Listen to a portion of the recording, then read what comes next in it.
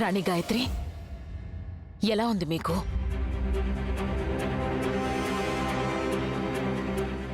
మేము లేనప్పుడు ఇలా జరగడం ఏమిటి? యశోద మాకు జరిగినదంతా చెప్పారు. దురదృష్టం, ఇటువంటి పరిస్థితుల్లో మేం మీ దగ్గర ఉండలేకపోయాం. ఉన్నట్టుండి ఒక సమావేశంలో పాల్గొనడానికి గ్వాలియర్ వెళ్లాల్సొచ్చింది. మేము లేని సమయం చూసి ఎవరో మిమ్మల్ని తుపాకీతో కాల్చారు. గాయం బాగా లోతుగా తగిలిందని విన్నాం.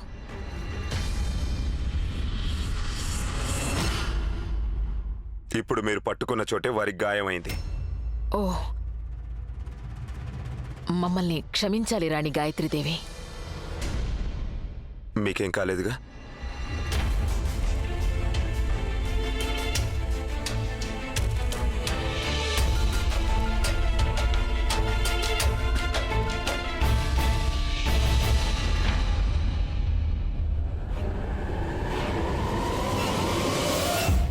నాలుగైదు రోజులు మనం సుఖంగా హాయిగా ఉన్నాం.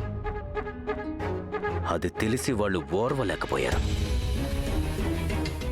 వచ్చేసారు మళ్ళీ మన స్వేచ్ఛను పాడు చేయాలని.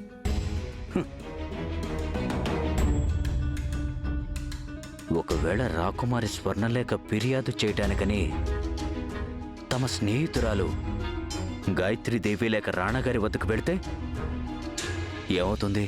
అలాంటిదేం జరగదు మహారాజా. మీరు ఆ స్వర్ణలేఖ విషయం మాకొదిలేయండి. ఒక్క స్వర్ణలేఖే కాదు, వారి తల్లో జేజమ్మ కూడా ఆ చెరసాల నుంచి బయటికి రాలేదు.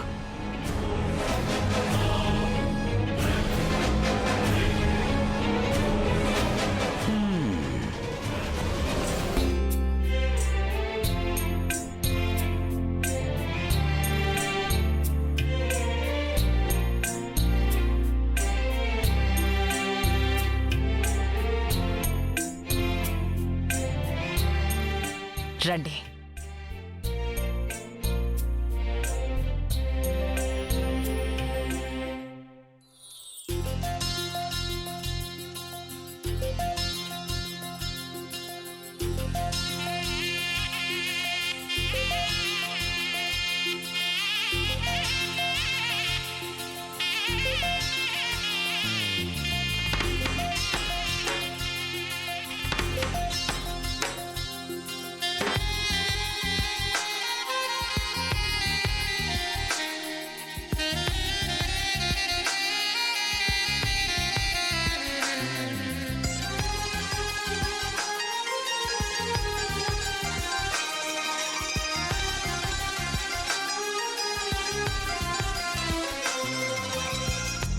రాజావారు, ఏమైంది?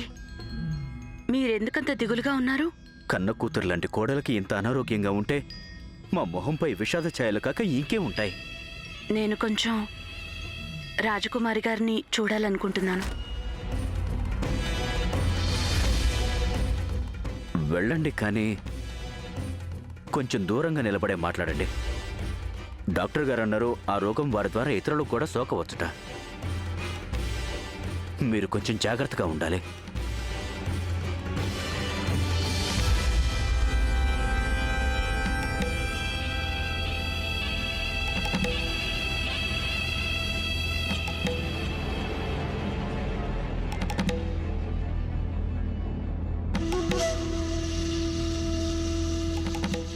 స్వర్ణ,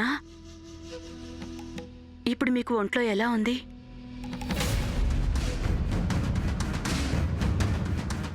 మీకు ఆరోగ్యం బాగోలేదని నాకు తెలియగానే వెంటనే మిమ్మల్ని కలవాలనుకున్నాను. కానీ చిన్నరాణి గారు నన్ను వద్దన్నారు.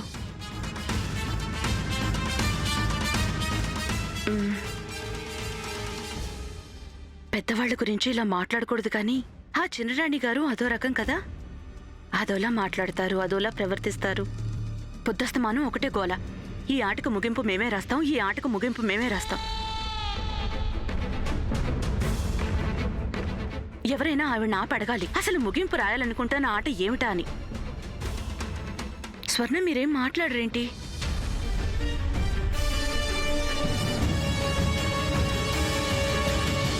తప్పే, ఒప్పుకుంటాను. ఎలాంటి వారైనా వారు మీ అత్తగారేలేండి. మీకు కోపం వచ్చింది కదా నేను అలా అన్నానని? స్వర్ణ మీరేం మాట్లాడరేంటి?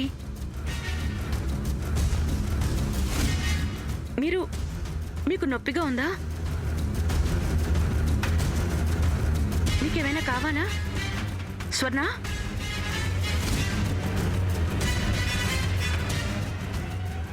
స్వర్ణ, రాణి గాయత్రి, ముట్టుకోకండి. ఏంటి? వ్యాధి మీకు సోకవచ్చు.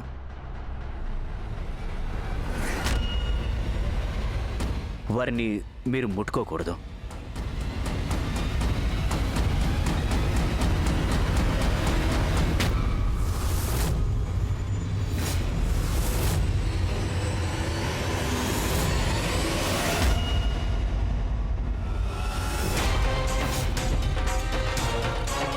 ఇది ఈ మంగళసూత్రం ఇక్కడ పడుందేంటి?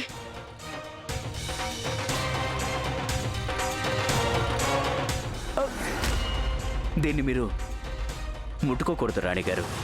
ఇది మా కోడలు గారిదే. ఇందులో వ్యాధికి సంబంధించిన క్రిములు ఉండొచ్చు. రాకుమారి గారు, మిమ్మల్ని మళ్ళీ వచ్చి కలుస్తాను. రాజావారు, మీరు ఒకవేళ ఏదైనా కావాలంటే నాకు చెప్పండి.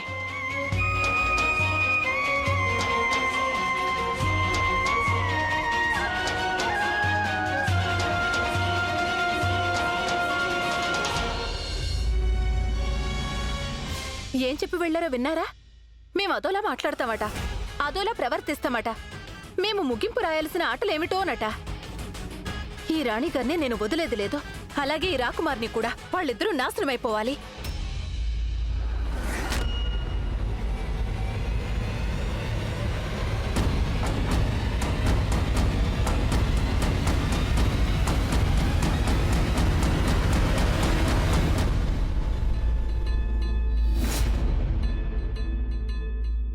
శతాబ్దాల నాటి కథ ఒకటుంది.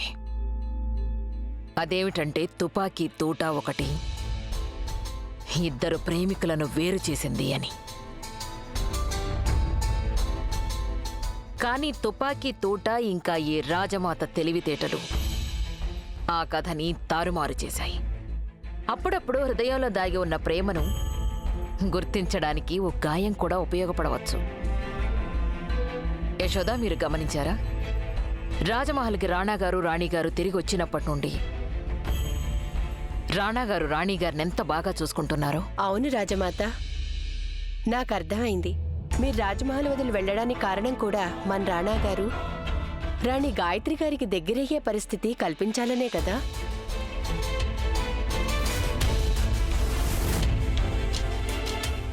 దీన్ని పదిలంగా దాచండి. ఇది ఎవరి చేతికి దొరకకూడదు. అలాగే రాజమాత.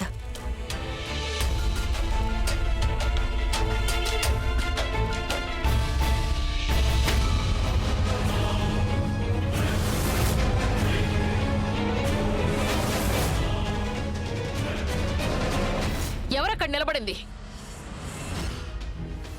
సిపాయిలు! మనం మా ఇంటికి వెళ్లేలోగా మాటి మాటికి మీ కోపం రావడం ఖాయం. పందెం వేసి మరీ చెప్పగలను, రోజంతా మీరు కోపంగానే ఉంటారు. చూసుకోండి. సరే, అయితే మీరు కూడా చూస్తారు కదా. మాకక్కడ కోపం రానే రాదు. చూద్దాంలేండి. చూస్తారులేండి.